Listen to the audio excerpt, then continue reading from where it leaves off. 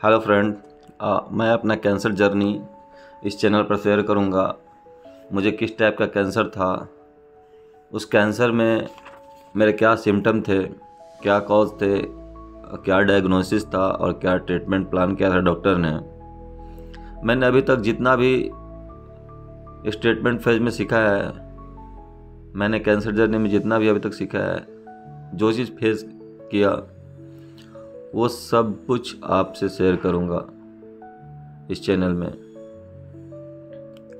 क्योंकि हमें लगता है कि जो कैंसर हमें हुआ, अगर उसका अर्ली स्टेज में ही डिटेक्ट करके ट्रीटमेंट कर दिया जाए तो इस कैंसर का सर्वाइवल रेट 95% है।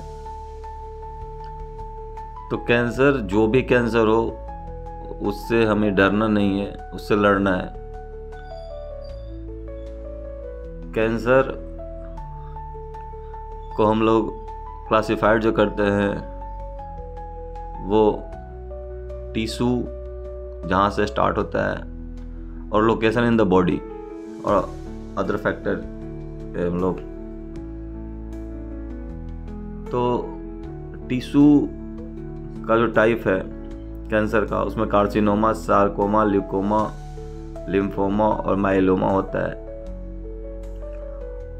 और लोकेशन में शरीर के हर एक पार्ट, ऐसा कोई भी पार्ट नहीं छूटा जिसमें कैंसर ना हो सके।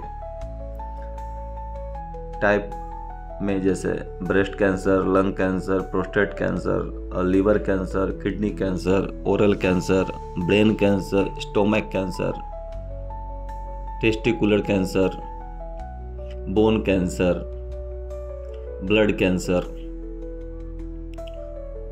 शरीर का कोई भी पार्ट ऐसा नहीं है जिसमें कैंसर ना हो सके। तो अगर कैंसर हम लोग अर्ली स्टेज में डिटेक्ट कर ले तो उसका इलाज भी इजी है। जैसे जैसे कैंसर बढ़ता है तो उसका इलाज मुश्किल हो जाता है। उसी को हम लोग स्टेज में क्लासिफाइड करते हैं, जैसे stage 1, stage 2, stage 3, stage 4 type का स्टेज रहता है। अर्ली स्टेज में सर्वाइवल रेट बहुत अच्छा है और लास्ट स्टेज में कम। तो हमें जो कैंसर हुआ था वो टेस्टिकुलर कैंसर, अंडाशय का कैंसर था, जिसके बारे में लोग बताने से भी अपने आप में शर्म महसूस करते हैं कि कैसे किसी को बताएंगे कि हमें इस टाइप का कैंसर हुआ। लेकिन कोई भी कैंसर, किसी भी चीज़ का कैंसर अगर अर्ली स्टेज में डिटेक्ट हो जाए और उसका ट्रीटमेंट चालू हो जाए तो रिजल्ट 95%।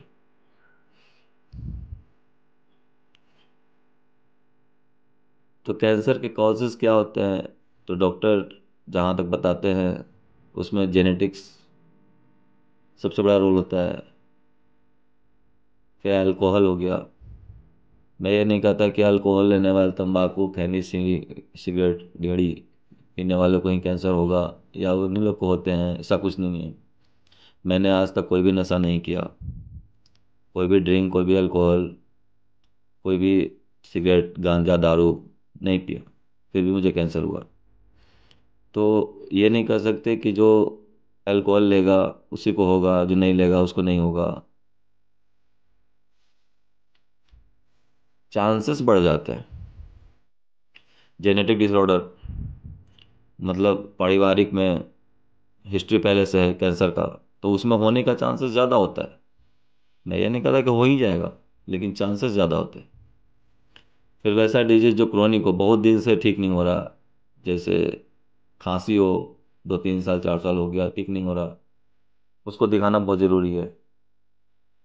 पेट दर्द कर रहा है 1-2 महीना, 3 महीना हो गया, फीवर लगातार कंटिन्यूसली 2-3 महीने 4 महीना रह रहा है, कोई जख्म है जो ठीक नहीं हो रहा, तो इलाज कराते कराते थक गए, दवा खाते खाते थक गए, नहीं ठीक हो रहा, तो उस कंडीशन में सबसे पहले आप अपने नज़दीकी के जो डॉक्टर बढ़िया हैं उनसे मिले। झोला छाप के चक्कर में तो पड़े ही नहीं, नहीं तो पता चला कि वो स्टेज एडवांस होते गया। जितना अर्ली डिटेक्शन किसी बीमारी का होगा उतना ही ट्रीटमेंट में आपको सुविधा मिलेगी। तो हर तरह के कैंसर का ट्रीटमेंट अलग अलग होता है।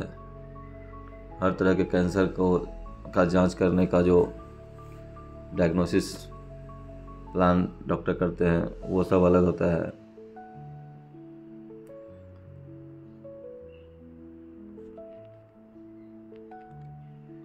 तो मुझे अर्ली स्टेज में ही पता चला था कि मुझे टेस्टिकुलर कैंसर है। टेस्टिकुलर कैंसर जो है वो 20 साल से लेकर के 35 साल के उम्र के लोगों के बीच में ज़्यादा होता है। उसका सिम्टम जो है वो 4-5 फैक्टर पर डिपेंड करता है। जैसे लोअर बैक पेन रहेगा, कमर में दर्द रहेगा, जो आपका स्क्रोटम है उसमें स्वेलिंग रहेगा, जो आपका एक टेस्टिकल्स है वो हार्ड रहेगा, एक टेस्टिकल्स जो है वो हार्ड रहेगा, उसमें कोई दर्द नहीं रहेगा, हैवीनेस रहेगा, लगेगा कि कुछ भारी भारी है वो। टेस्टिकल्स के साथ जो लिम्फ नोड जुड़े रहते हैं उसमें स्वेलिंग रहेगा या सूजन रह सकता है, दर्द कर सकता है हल्का, आपका वेट लॉस हो सकता है, सडन वेट लॉस जिसको बोलते हैं। मतलब अगर आपका वज़न 75 kg एवरेज चल रहा है और अचानक से आपका वज़न 60 kg हो जाए, 65 kg हो जाए, 10 kg लगातार तुरंत गिर जाए 10 दिन में, 20 दिन में, 1 महीने में, तो आपको डॉक्टर की सलाह लेना है।